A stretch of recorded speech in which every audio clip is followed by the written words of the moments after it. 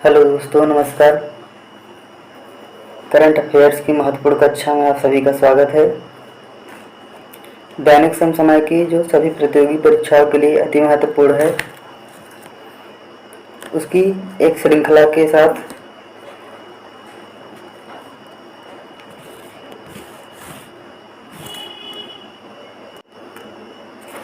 सबसे पहले आज चर्चा की जाने वाले प्रश्नों के स्वरूप को देख लेते हैं। तो जैसे आज चर्चा होगी 21 जून इंटरनेशनल योगा दिवस के बारे में। दूसरा, विश्व म्यूजिक दिवस के बारे में देख लेंगे। तीसरा, अंतर्राष्ट्रीय योग दिवस। चौथा, नितिन परियोजना की शुरुआत। पुरी में 2 मेलों का शुभारंभ। दुनिया की सबसे बड़ी फ्रेश वाटर फिश। विश्व संगीत दिवस। भारतीय तटरक्षक बल में नया उन्नत हल्का हेलीकॉप्टर। नीरज चोपड़ा का कुरटेनी खेल में धमाल। इस प्रकार से आज के प्रश्न का स्वरूप रहेगा। तो हम सबसे पहले कुछ प्रश्नों को चर्चा कर लेते हैं। आज का पहला प्रश्न है, सेंटर फॉर ब्रेन रिसर्च का उद्घाटन कहाँ किया गया है? A, IISc Bengaluru. B, IIT Bombay. C, AIIMS Delhi. D, AIIMS Bhopal. इसका सही विकल्प है ए, IISc बेंगलुरु। इसके बारे में जान लेते हैं। हाल ही में प्रधानमंत्री नरेंद्र मोदी ने IISc बेंगलुरु में सेंटर फॉर ब्रेन रिसर्च का उद्घाटन किया है। सेंटर फॉर ब्रेन रिसर्च को अपनी तरह की अनूठी अनुसंधान सुविधा के रूप में विकसित किया गया है। यह देश में नैदानिक अनुसंधान को प्रोत्साहित करने के साथ स्वास्थ्य सेवाओं में सुधार के लिए अभिनव समाधान खोजने का प्रयास करेगा। अगला प्रश्न, वर्ष 2022 में ग्रीष्म संक्रांति किस तारीख को होगी? ए, 21 जून।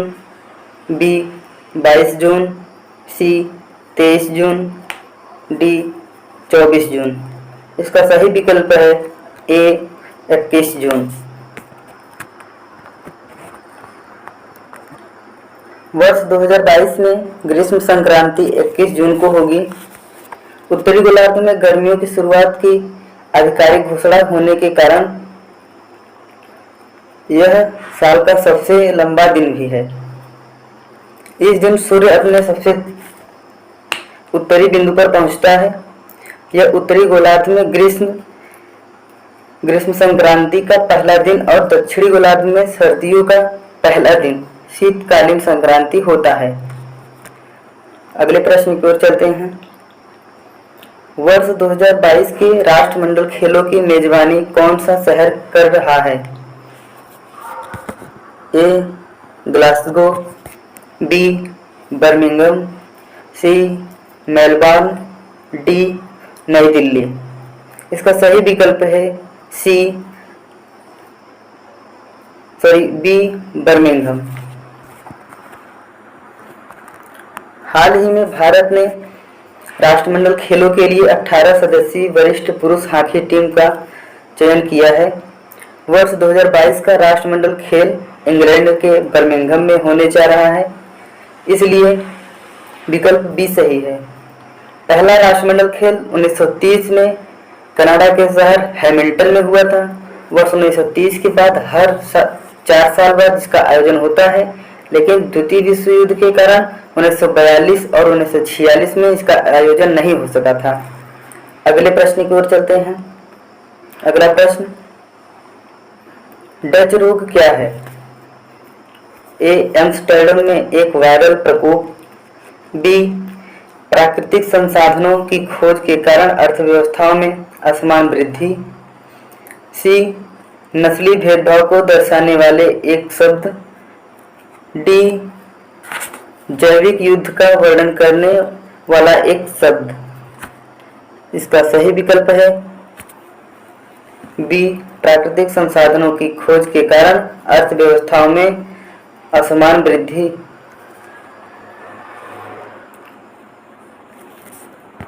अर्थशास्त्र में डच रोग एक ऐसी घटना को संदर्भित करता है जिसमें एक देश प्राकृतिक संसाधनों की खोज के कारण क्षेत्रों में असमान विकास का गवाह बनता है। यह विचार पहली बार 1942 में अर्थशास्त्री पीटर नेरी और मैक्स कार्डन द्वारा प्रस्तावित किया गया था। डच रोग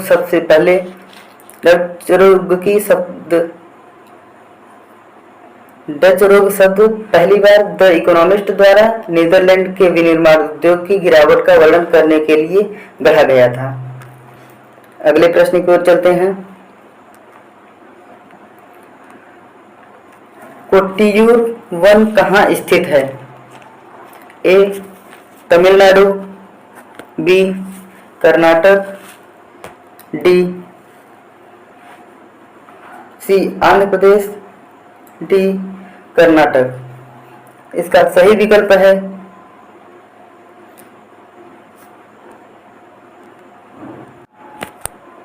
ए, केरल, बी, कर्नाटक, सी, आंध्र प्रदेश, डी, तमिलनाडु। इसका सही विकल्प है ए, केरल।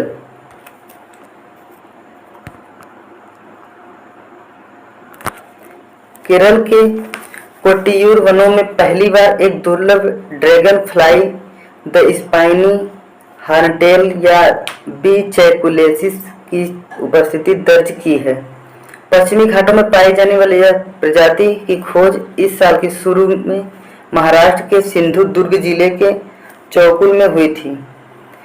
इसे खोज से पहले ड्रैगन फ्लाई जीनस बर्मागोम्फस का प्रतिनिधित्व 3 प्रजातियों द्वारा किया जाता था, बी कावेरिकस, बी पैरामिडेलिस और बी लैडलवी। अगले प्रश्न की ओर चलते हैं। निपुण योजना के संबंध में निम्नलिखित कथन पर विचार कीजिए। 1. इसे आवास और शहरी मामलों के मंत्रालय द्वारा लॉन्च किया गया है। बी, इसका उद्देश्य लगभग 1 लाख निर्माण श्रमिकों को प्रशिक्षित करना है। उपयुक्त में से कौन सा कथन सही है? केवल 1, केवल 2, 1 और 2 दोनों, न तो 1 और न ही 2। इसका सही विकल्प है 1 और 2 दोनों।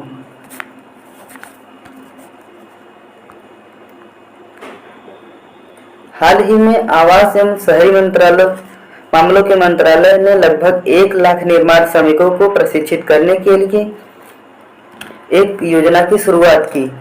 इस योजना का नाम निपुण national initiative for promoting upskilling of निर्माण वर्कर्स है। इस योजना के लिए नोडल एजेंसी राष्ट्रीय कौशल विकास निगम है। इस योजना के तहत 80,000 श्रमिकों को पुनः कौशल प्राप्त होगा, जबकि लगभग 14,000 श्रमिकों को नए कौशल के लिए प्रशिक्षित किया जाएगा। अगले प्रश्न की ओर चलते हैं और आपको बता दें कि ये निपुण योजना के बारे में अभी इस वीडियो के आगे बात करेंगे, इसके डिटेल में कि ये निपुण योजना क्या है, कब आई, इसका उद्देश्य क्या है, इसके बारे में अभी आगे वीडियो में बात करेंगे। अगला प्रश्न है 20वां लोक मेला किस शहर में आयोजित किया जा रहा है? ए, भोपाल, बी, हैदराबाद, सी, सोनभद्र, डी, पुरी। इसका सही विकल्प है डी, पुरी।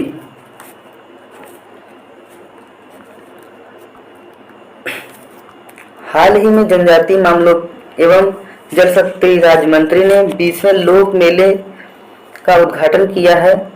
यह मेला उड़ीसा के पुरी में आयोजित किया जाता है। इसका उद्देश्य आदिवासी संस्कृति को बढ़ावा देने के साथ साथ इसकी मौलिकता और विशिष्टता विशिष्टता को बनाए रखना है।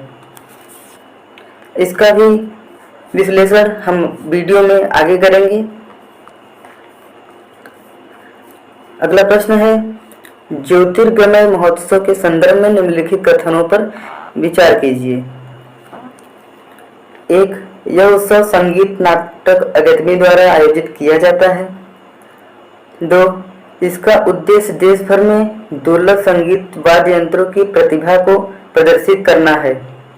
उपयुक्त में से कौन सा कथन सही है? केवल एक, केवल दो, एक और दो दोनों, न तो एक और न ही दो। इसका सही विकल्प है एक और दो दोनों। हाल ही में केंद्रीय संस्कृति एवं पर्यटन मंत्री ने ज्योतिर्मय महोत्सव का उद्घाटन किया। संगीत नाटक अकादमी विश्व संगीत दिवस के अवसर पर इसे आयोजित कर रही है। यह देश भर में दुर्लभ संगीत वाद्य यंत्रों की प्रतिभा को प्रदर्शित करने के लिए त्योहार है। इसका उद्देश्य उन अनसुने कलाकारों को आवाज देना है। अगले प्रश्न की ओर चलते हैं। अगला प्रश्न है, ब्लैक स्वान घटना क्या है? एक अप्रत्याशित घटना जिसका अर्थव्यवस्था पर महत्वपूर्ण प्रभाव पड़ता है। बी, पक्षियों में पाए जाने वाला एक नया रोग। सी, परमाणु निरस्त्रीकरण के संबंध में एक संधि। डी, अफ्रीका में लाल हीरे की खोज। इसका सही विकल्प है ए, एक अप्रत्याशित घटना जिसका अर्थव्यवस्था पर महत्वपूर्ण प्रभाव पड़ता है।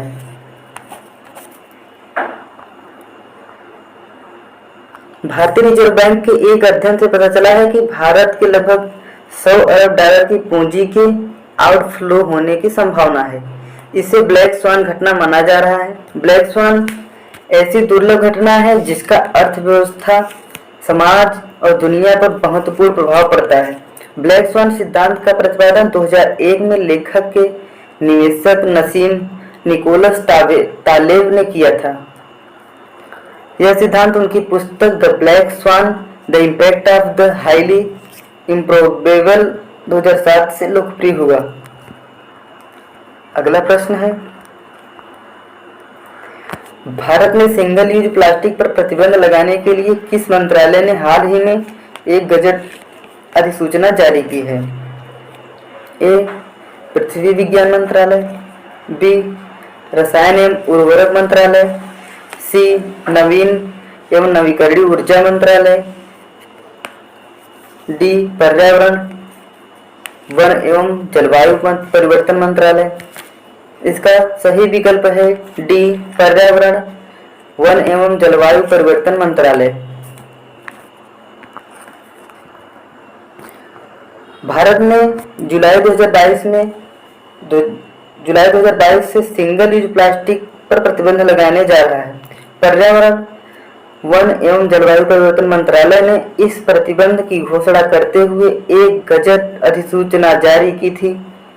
इससे पॉलीस्टाइनिन,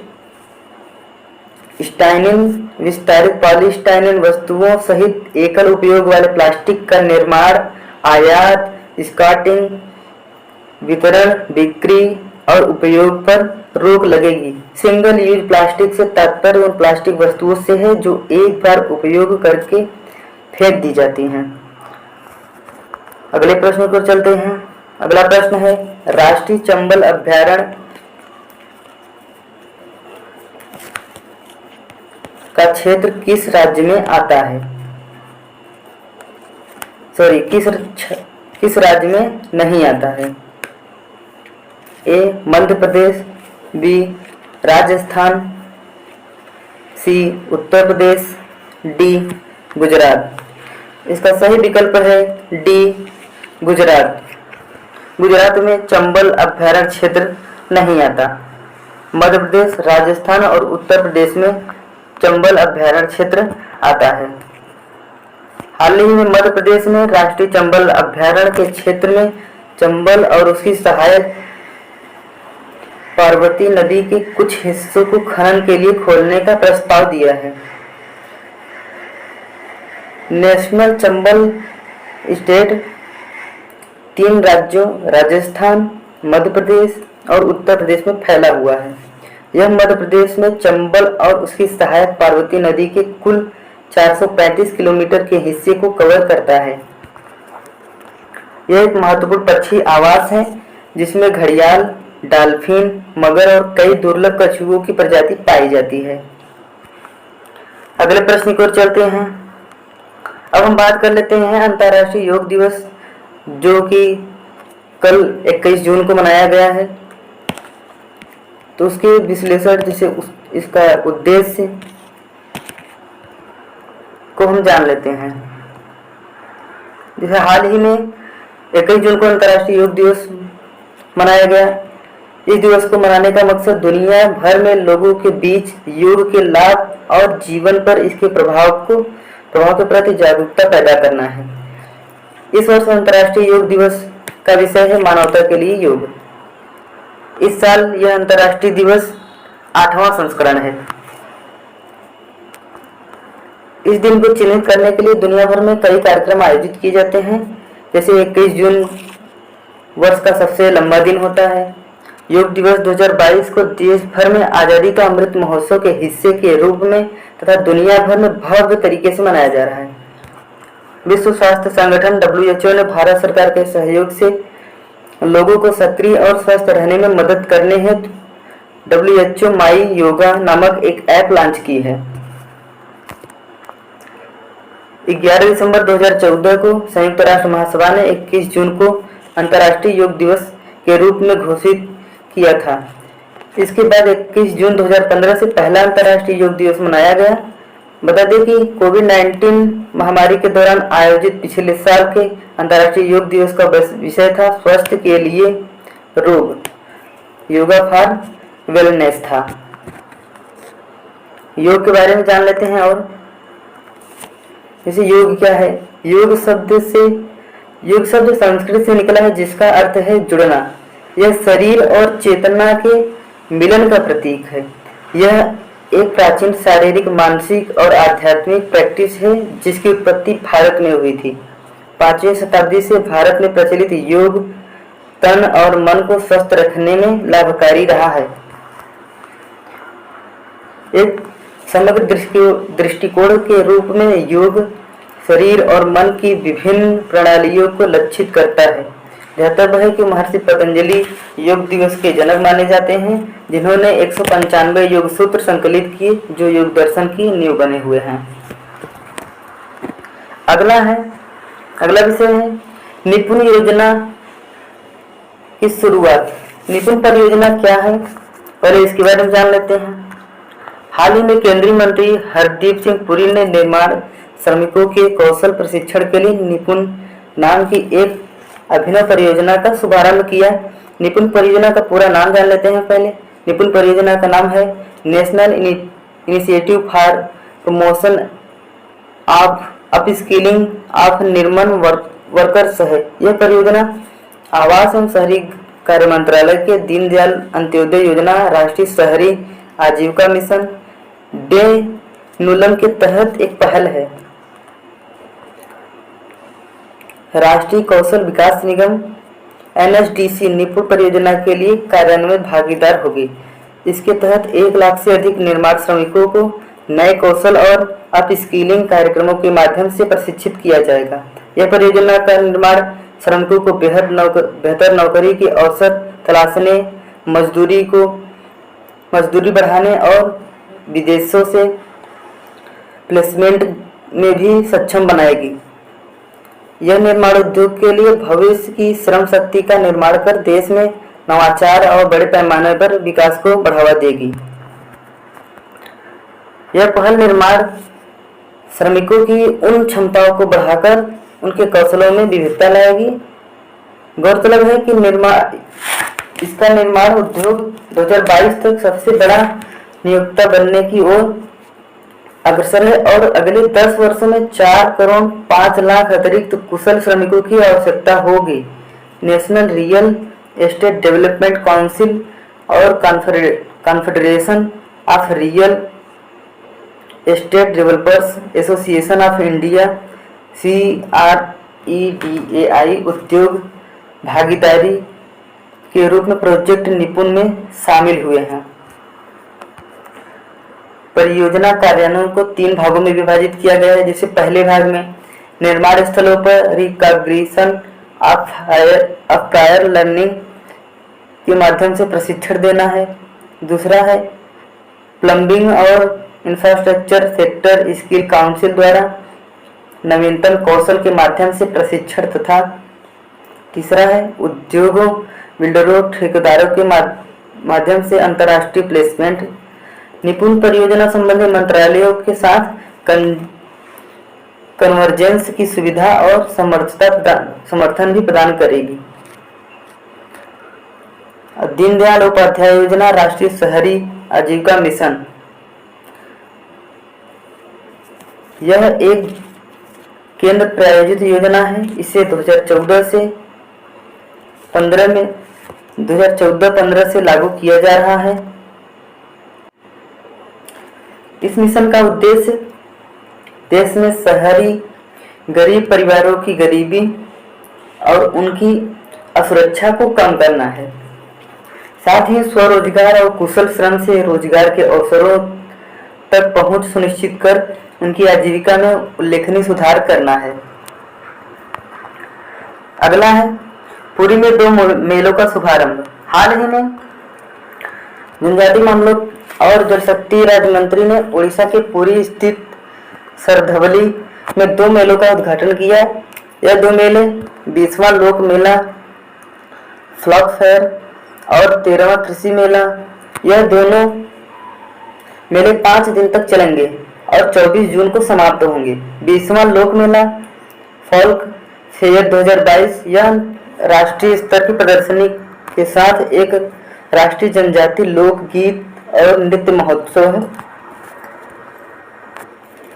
यह एक गैर लाभकारी एनजीओ श्री क्षेत्र सूचना SSS द्वारा आयोजित किया जा रहा है। इसका उद्देश्य जनजातीय संस्कृति और महत्व पर जोर देना और इसकी मौलिकता और विशिष्टता स्थापित करना है। इसके अंतर्गत प्राचीन संस्कृति विरासतों का प्रतिनिधित्व करने वाले लाइव शो आयोजित किए जाएंगे। इसके अलावा लोक मेला पुरस्कार और श्री क्षेत्र सम्मान भी प्रदान किया जाएगा। 13वां कृषि मेला के बारे में जान लेते हैं। यह कृषि से संबंधित नवाचारों, उत्पादों, सेवाओं आदि संबंध संगठनों के लिए एक मंच है। इसका आयोजन श्री क्षेत्र सूचना SSS द्वारा किया जा रहा है। यह किसानों व अन्य हितधारकों आदि को एक साझा मंच प्रदान कर विकास में इन सभी क्षेत्रों के प्रमुख सफलताओं को दिशा में काम करेगा। इसमें कृषि के पूरे स्पेक्ट्रम यानी एक्वाकल्चर, फ्लोरिकल्चर, मछली पालन आदि को शामिल किया जाएगा। अगला है चर्चा में है दुनिया की सबसे बड़ी फ्रेश वाटर फिश। इसके बारे में जान लेते हैं। हाल ही में जीव वैज्ञानिकों को कंबोडिया के मेकांग नदी में एक क्षेत्र से एक विशाल स्ट्रिंगरे मछली मिली है।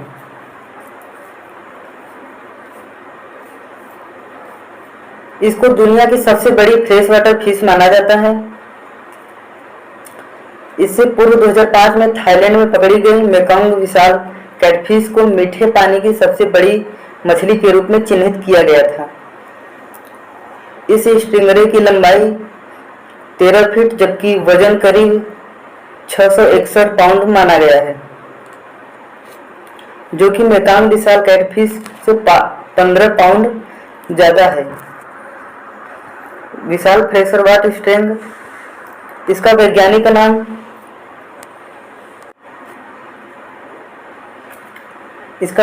नाम यूरोगैमिनस पोलिपस है।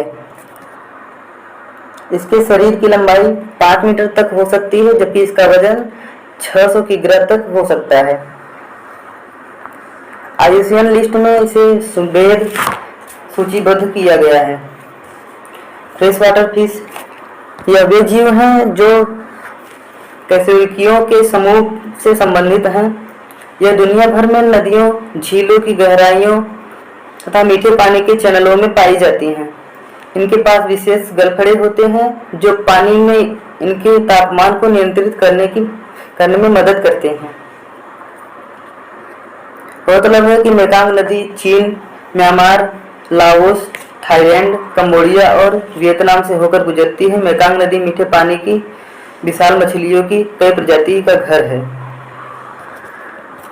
अगला है, जान लेते हैं विश्व संगीत दिवस। विश्व संगीत दिवस यह 21 जून को विश्व संगीत दिवस के रूप में मनाया जाता है। इसकी शुरुआत वर्ष 1982 में फ्रांसीसी संस्कृति मंत्री जैक लैंग ने की थी। इसकी पहली बार 21 जून 1982 को मनाया गया। इस वर्ष इसकी थीम म्यूजिक ऑन दी इंटेक्शन है। विश्व संगीत दिवस को संगीत के जरिए शांति को बढ़ावा देने के लिए मनाया जाता है। इस अवसर पर केंद्रीय संस्कृति एवं पर्यटन मंत्री ने भारत में आजादी के अमृत महोत्सव के अवसर पर देश भर में दुर्लभ वाद्य यंत्रों की प्रतिभा को प्रदर्शित करने के लिए एक कार्यक्रम का उद्घाटन किया। इस कार्यक्रम का आयोजन संगीत नाटक अकादमी द्वारा किया जा रहा है। इस कार्यक्रम का आयोजन 21 से 25 जून 2022 तक किया जाएगा। इस 5 दिवसीय उत्सव के लिए कुल 75 प्रदर्शन कार्यक्रमों का चयन किया गया है।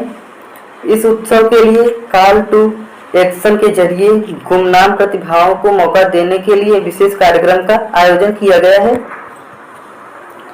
अगला है, भारतीय तटरक्षक बल में नया उन्नत हल्का हेलीकॉप्टर।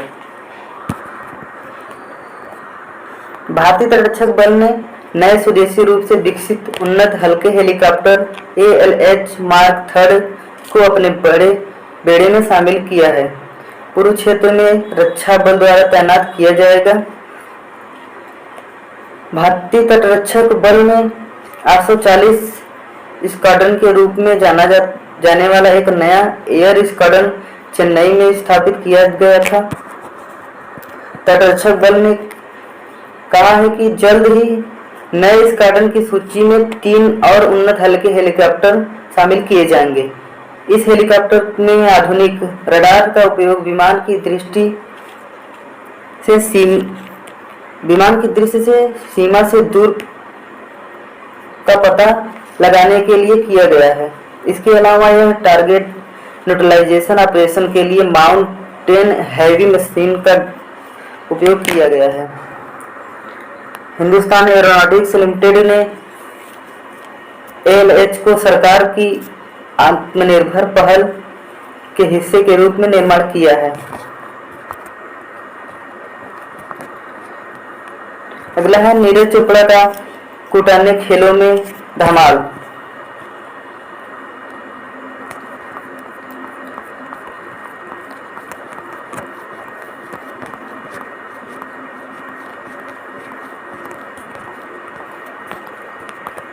फिनलैंड में आयोजित कूटाने खेल में नीरज चोपड़ा ने पहले ही प्रयास में 86.69 मीटर दूरी तक जेवलिन फेंक गोल्ड मेडल जीता है। नीरज चोपड़ा का व्यक्तित्व सर्वश्रेष्ठ प्रदर्शन 89.30 मीटर का है। उन्होंने इस सप्ताह की शुरुआत में पाओ नुर्मी खेल के दौरान दर्ज किया। इसके साथ ही वो 30 जून को स्टॉकहोम में आयोजित होने वाली डायमंड लीग प्रतियोगिता में भी हिस्सा लेंगे। त्रिनिदाद और टोबैगो के केसोर्न बालकाट ने 86.64 मीटर के साथ रजत पदक जीता, जबकि ग्रेनेडा के विश्व चैंपियन एंडरसन पीटर्स ने 84.75 मीटर में कांस्य पदक जीता। उन्होंने अगस्त 2021 को 87.58 मीटर के थ्रो के साथ टोक्यो ओलंपिक में स्वर्ण पदक जीता था। नीरज चोपड़ा एथलेटिक्स में भारत के पहले ओलंपिक स्वर्ण पदक विजेता हैं और ओलंपिक के दूसरे व्यक्तिगत स्वर्ण पदक विजेता हैं। कूटाने खेल एथलेटिक्स मीटिंग, इसमें उच्च स्तरीय राष्ट्रीय और अंतर्राष्ट्रीय एथलीट एक साथ इकट्ठा होते हैं।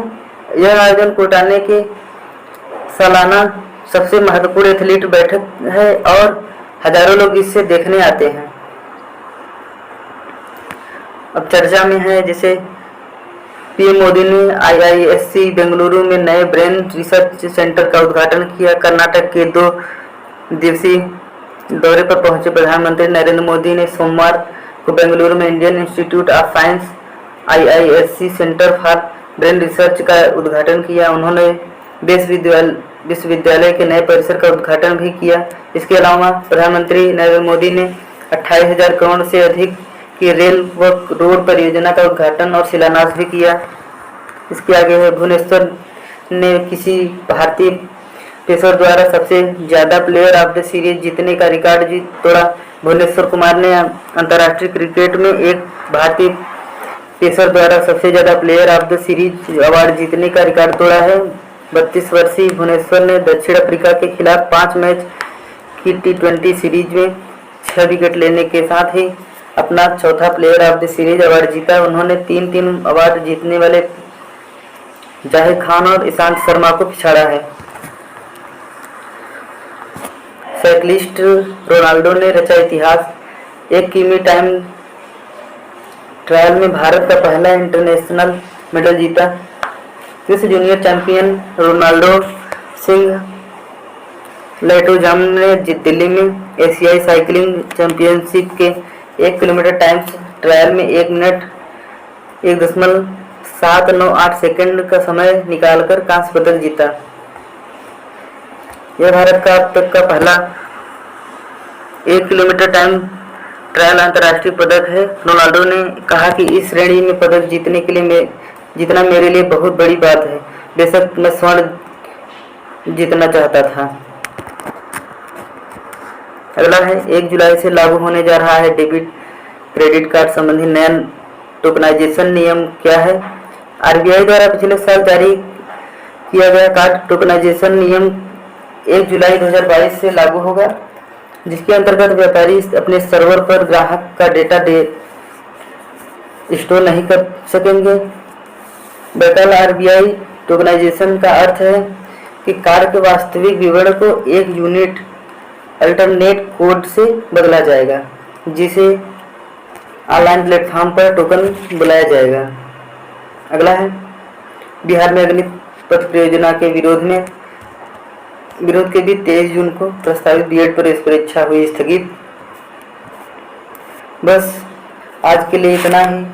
अगर वीडियो अच्छी लगी हो तो वीडियो को लाइक कीजिए, कमेंट कीजिए, ज़्यादा से ज़्यादा लोगों को शेयर कीजिए और हमारे चैनल को सब्सक्राइब कीजिए। बहुत बहुत धन्यवाद।